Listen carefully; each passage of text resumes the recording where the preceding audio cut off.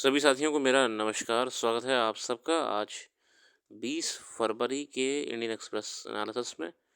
तो आइए शुरू करते हैं आज का एक्सप्रेस एनालिसिस बिना किसी देरी के। पहले पेश में खबर आती है, दिल्ली की नई सीएम चुनी जा चुकी हैं रेखा गुप्ता जी। बहुत ही पुराना इतिहास रहा है राजनीति में इनका और आखिरकार दिल्ली को एक नया सीएम मिला है, चौथी महिला सीएम है। आगे बढ़ते हैं आज के एडिटोरियल्स की तरफ।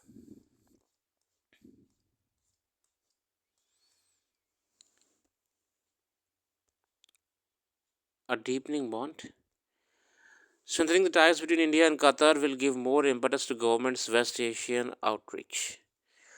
The visit of Qatar Emir Sheikh Tamim bin Hamad Al Thani to India comes at a crucial time as New Delhi seeks to strengthen the energy security and deepen ties with West Asian nations amid conflict and instability in the region.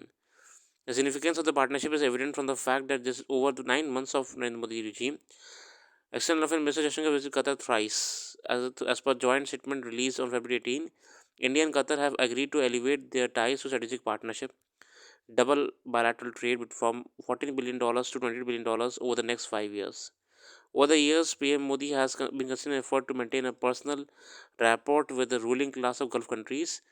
Amir Talwani's Al Thani visit and the resulting deal signify the strategic importance of Qatar, which has become key energy supplier, particularly liquefied natural gas, with India sourcing nearly half of its supplies from Gulf nation. In February 24, Qatar Energy and India's Petroleum LNG signed the largest ever LNG supply deal for 20-year period. Doha also plays an important role as mediator in regional and global conflicts. हमने Qatar के कई पहले भी संबंध करे हैं, diplomatic strategic 20 साल के एक कॉन्ट्रैक्ट के साथ फरवरी 2024 में हमने ऑयल खरीदने की बात करी है, LNG sorry liquid natural gas.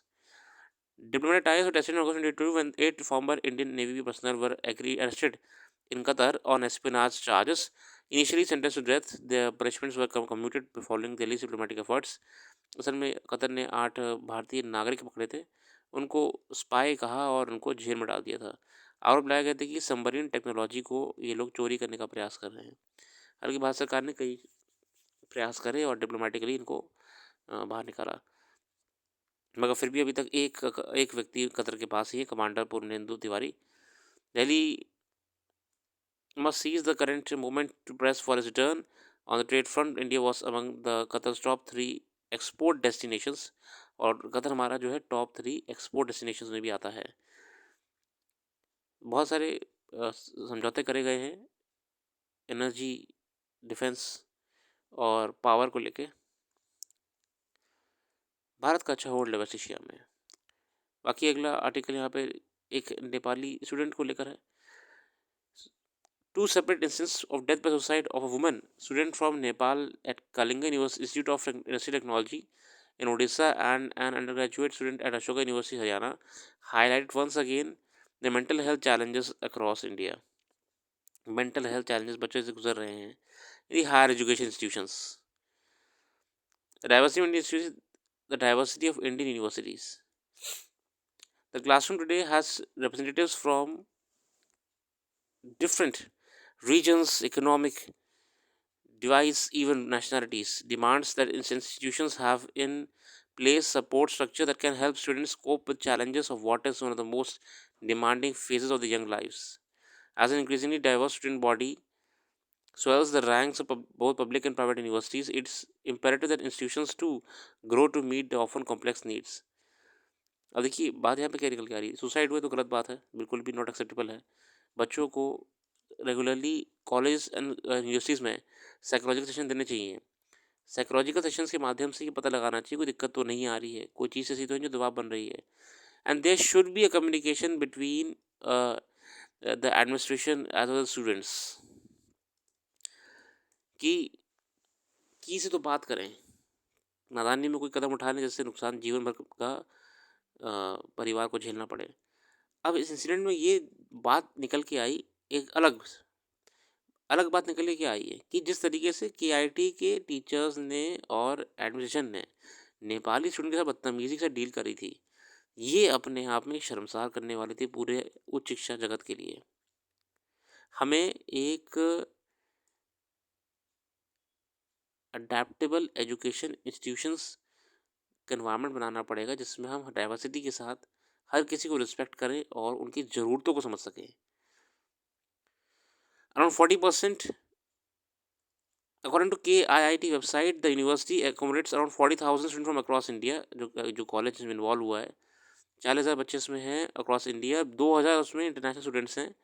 40% of the latter are from Nepal, and yet for many outstation or international students, especially those from African nations, from subcontinent, the reality is far cry from idealized image of a global campus। अब देखिए कितना शर्मसार हो गया global campus के नाम पे। कौन दिखेगा ऐसी यूनिवर्सिटी की तरफ आगे के बाद? इतनी बदतमीजी करी वहाँ पे बच्चों के साथ। Facing protest after young women's death, for instance K I I T directed students from Nepal to vacate the campus. उल्टा ये कह दिया कि चले जाइए आप लोग यहाँ से, हमें कोई जरूरत नहीं है आपकी। The way staff members interacted with protesting students crude and intimidating. It is an example of how not to interact with students. As the share students in higher education increases, fundamental to this change is need to ensure an inclusive environment and make students feel heard and valued। बिल्कुल हमें एक अच्छा environment बच्चों के लिए बनाना चाहिए।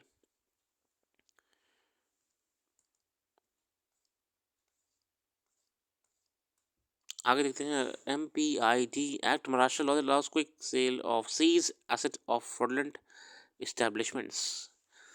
Victims of alleged Taurus Ponzi scam may receive about 40 crores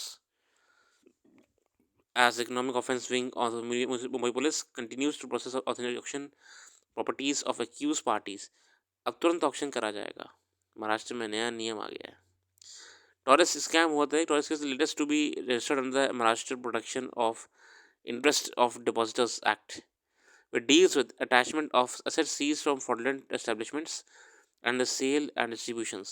ये basically एक ज्वेलरी कंपनी, एक ज्वेलरी स्टोर था जिसने बहुत भारी मात्रा में लोगों से इन्वेस्टमेंट के नाम पे पैसा भी ले लिया और गायब हो गया।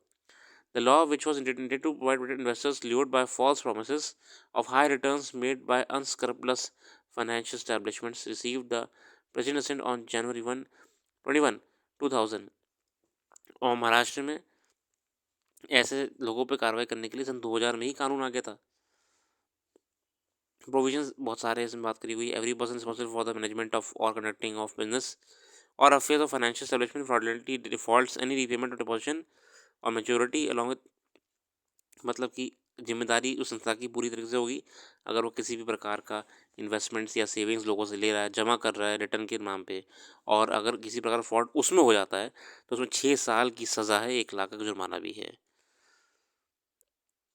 और अगर सरकार को लगता है कि कोई ऐसी प्रॉपर्टी आपने यही गलत काम करके कारोबार करके एकत्रित करी है तो उससे बेचने की प्रक्रिया भी शुरू कर सकती है ताकि वो मनी रिकवरी हो सके। The speedy procedure of attachment and distribution of properties differentiates the MPID Act from provisions in criminal law that deal with cheating and fraud।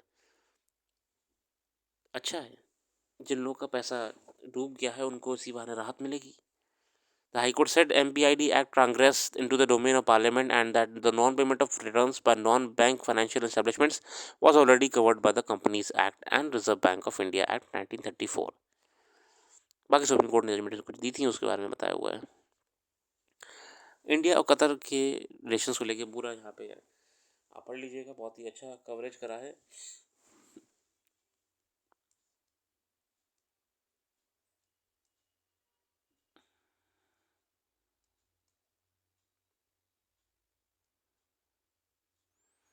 और इस पूरी कहानी में हमारे जो IMEEC चर्चा में एक ओवर आया है, India middle east economic corridor, जिसके लिए हमें वेस्ट एशिया में अपनी दोस्ती भी बनाए रखनी है ताकि वो वहाँ पे हमको सपोर्ट रहे। India's Qatar relation largest trading partner with bilateral trade of $1.14 billion as exiting Biden administration from imposed new sanction on Russian oil।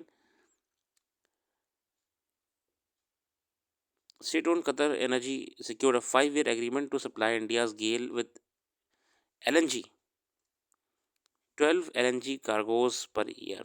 तो हमने कतर से लेना शुरू कर दिया। बहुत सी चीज़ों को लेके यहाँ पे बातें करेंगे, यहाँ पढ़ लीजिएगा। फिलहाल आज के क्विक एनालिसिस में इतना ही रखते हैं।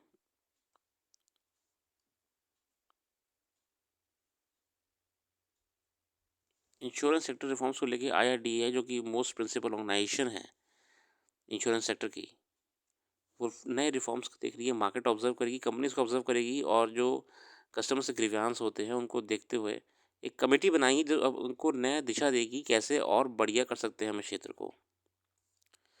फिलहाल इसी के साथ आज के लिए रखते हैं। अपना कीमती समय देने के लिए बहुत बहुत धन्यवाद। कर फिर आएंगे नई वीडियो के साथ। Thank you.